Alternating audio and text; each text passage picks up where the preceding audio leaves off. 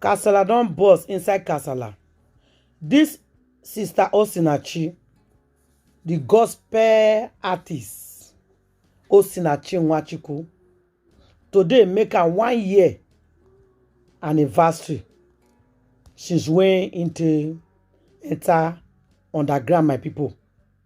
There's so many rumors. There's so many things we hear about sister Osinachi Nwachukwu.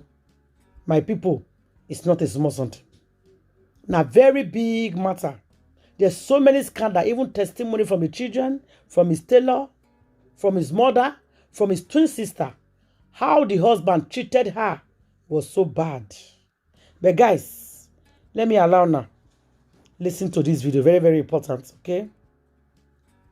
I will allow now. Listen to more her. than 8 years after Osinachi got married, before she could set her eyes on her daughter, as Peter had forbidden Osinachi to have any relationship with any member of her own family. She said that when Osinachi had her first child, Peter didn't tell the family, and Peter instructed her not to tell her family as well. That she has a baby. She had to hear that her child had put to bed from neighbors and gossips around. She had to call Peter by herself and ask him, is it true that my daughter had given birth? And Peter warned her very sternly not to step foot into their house. At this point, Osinachi's mother had to call Osinachi and asked her, my daughter, is it true that you have put to bed and you didn't tell me to come and carry out my omugwa responsibility and rights? Osinachi then asked her mother if she had spoken to Peter, and she responded in the affirmative.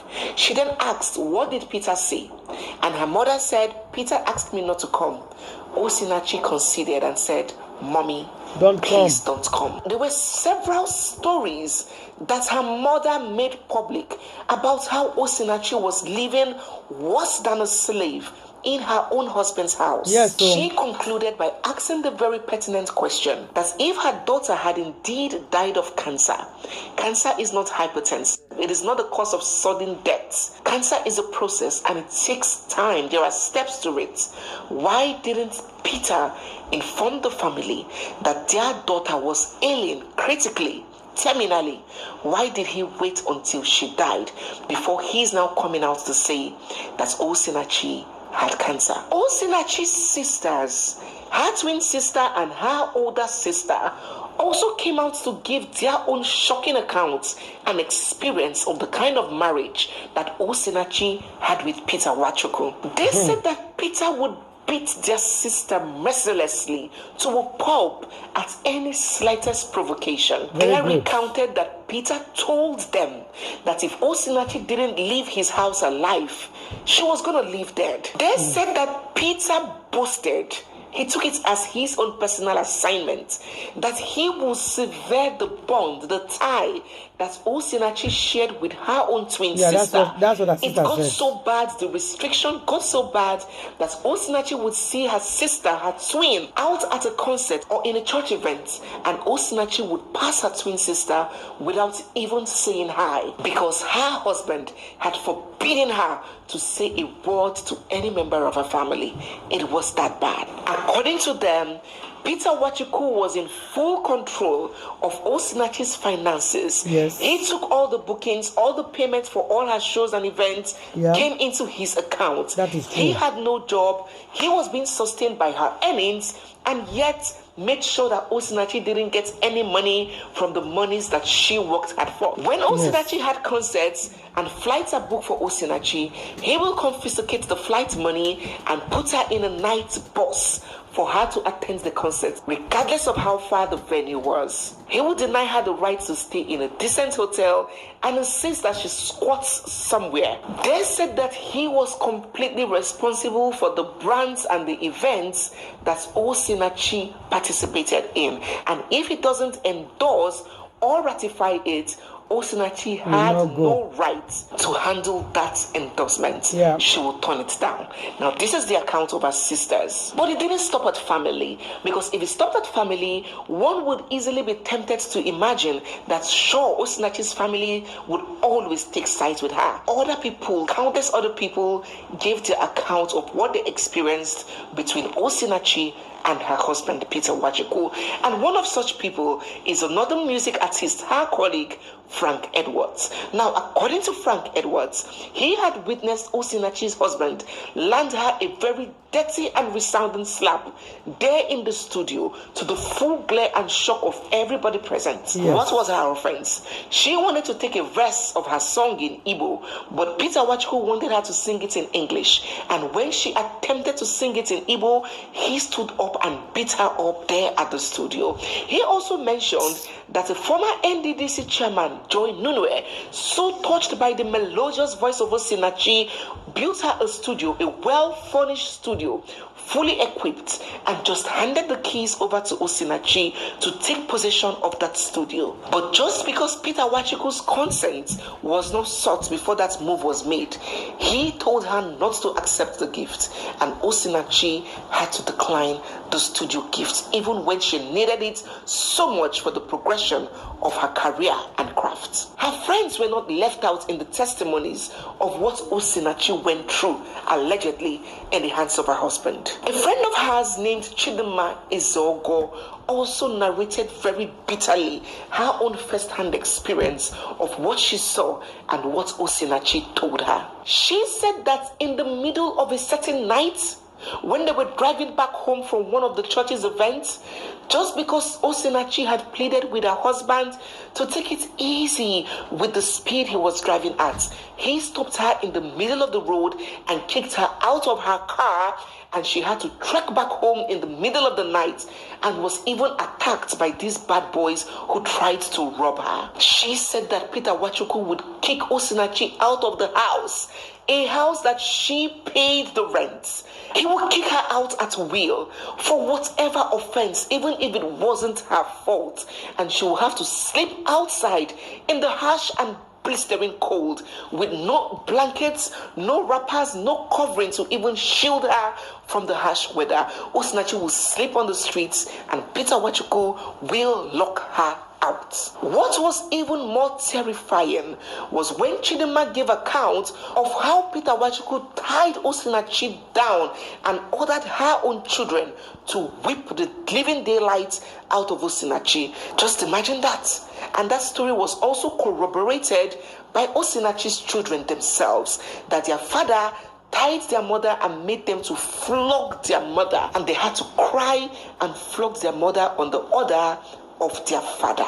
They didn't stop there. They gave very detailed accounts of all the tears, all the pain, and all the suffering that their mother went through in the hands of their father. So it was very difficult for people not to be taken by these testimonies, because they were all similar. They all pointed to one fact. They all corroborated each other. There was no contradiction or ambiguity. Every single testimony, every single account, every single detail, every single experience pointed to the fact that Osinachi suffered physical abuse and trauma in the hands of her husband, Peter Nwachukwu. Her family throat cancer, but she died from domestic violence and the complications from all the assaults that Peter Nwachukwu had meted on her through the years. When all these discoveries were made, when all these accounts they called for justice for Osinachi, it became a movement. Justice for Osinachi Nwachukwu. At this point, the Nigerian government, through the Ministry of Women Affairs, took on the case. Peter Nwachukwu was then apprehended and charged to court on a 23-count charge bordering on domestic violence and culpable homicide. He was to be remanded at the Kuje Correctional Facility and attend his trial from there. So the trial began May last year, 2022, and it commenced just as every criminal trial with the arraignment. Peter Nwachukwu was arraigned. All 23 counts charges were read to him in a language he understood, and he took his plea. He pleaded not guilty to every. I've suffered a lot. Please. I've suffered. I abandoned. What killed my wife is lungs, cancer of the lungs, not killing my wife. I didn't kiss my wife. Cancer of the Lord. That is the man talking. My wife. Nwachukwu. So I'm suffering for what I didn't pass through. What I don't know. After taking his plea and after the trial began, something really unexpected happened. One of Nigeria's biggest jailbreaks took place. On the 5th of from years of physical abuse, do let us know what you think about this autopsy report and the details that has now been tendered in court. So after Peter Nwachukwu took his plea, the prosecution opened their case. The prosecution are the ones that drag the accused person to court, and it's usually the government. Yes, a crime is a wrong against the government. That is why if you, for example, kidnap somebody, it is not within that kidnapped person's prerogative to determine whether he or she wants to charge the case to court. A crime is a wrong against the government, against the state. That is why in criminal cases, you will see the case being stated as the state versus Okonkwo. Said that she was shocked that it was his wife that he referred to as an idiot. She added that the deceased Osinachi confided in her that Peter Nwachukwu was always hitting her at the slightest provocation. Ekweme, as I used to call her, came to my shop one day with injuries on her daughter's head, and she told me that Peter Nwachukwu pushed her and the child into a wall. The daughter had fever at the same time, and I was the one that gave Ekweme money to buy drugs from the pharmacy to give her own child. Like Peter so confiscated her money that she didn't even have any loose cash to buy medication from the pharmacy for her own child, let alone take the child to If the I talk, hospital. listen, I may talk. That's why I want you guys to She came and listen. showed me the injuries on her back and told me that Peter kicked her at the back with his leg, and she slammed into a wall with her chest. Peter Nwachukwu is Judy Austin's brother. There, crying until she slept off. She further said that the defendant, Peter Nwachukwu, was in the habit of locking his wife out whenever she went to church, and she would be at the gate knocking and knocking for hours on end. She said that at times it would take the intervention of neighbors before she would be allowed into the house, and that she slept at her own house. Husband? Somebody husband, they do your wife on one of the occasions because God. he refused to allow her into the house. She also testified that on one occasion he left her in church after a vigil night, and while she was trying to find her way home, she was attacked by hoodlums who disposed her of her phone and bag. When Ekweme got home and told him of the incident, he said, "You are lucky you were not killed, as that would have been the best thing that could have happened to you." The tailor equally said that the defendant, Peter Nwachukwu, threatened that he was going to destroy the deceased's reputation, kill her brother, and that was the reason why she was afraid to tell anyone about her ordeal. She concluded by saying that when she told the singer to report the abuse to the police, her family, the church, and also human rights, she refused. Not only did she refuse reporting, she also begged her tailor never to report it and never to mention it to anybody. In fact, several other former employees and colleagues of Osinachi were also in court to testify. I applaud that, because in Nigeria, a lot of people are very reluctant to testify in court. We don't have this witness protection, and there are no protection for witnesses in Nigeria. Basically, it's the arraignment where the suspect is docked. He is put in the dock, a box in the court, where to throw out the whole criminal charge, saying that from the evidences of the prosecution, from the allegation of the prosecution, it does not have any reason or right. The criminal charges are lacking in merit.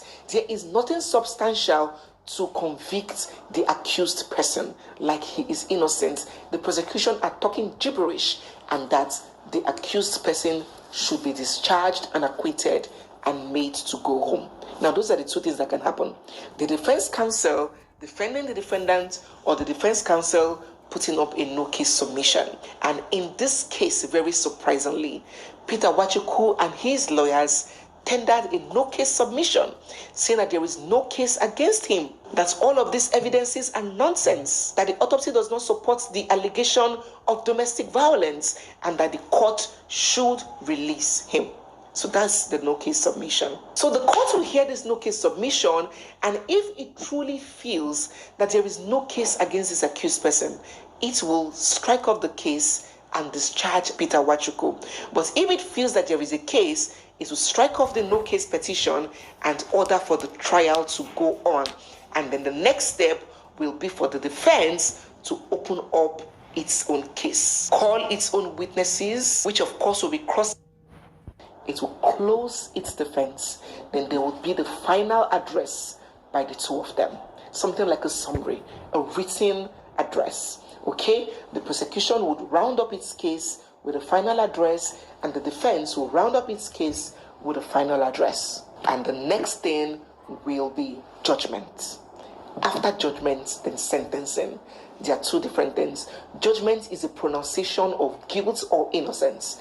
The judge can say, okay, this person is not guilty, or this person is guilty.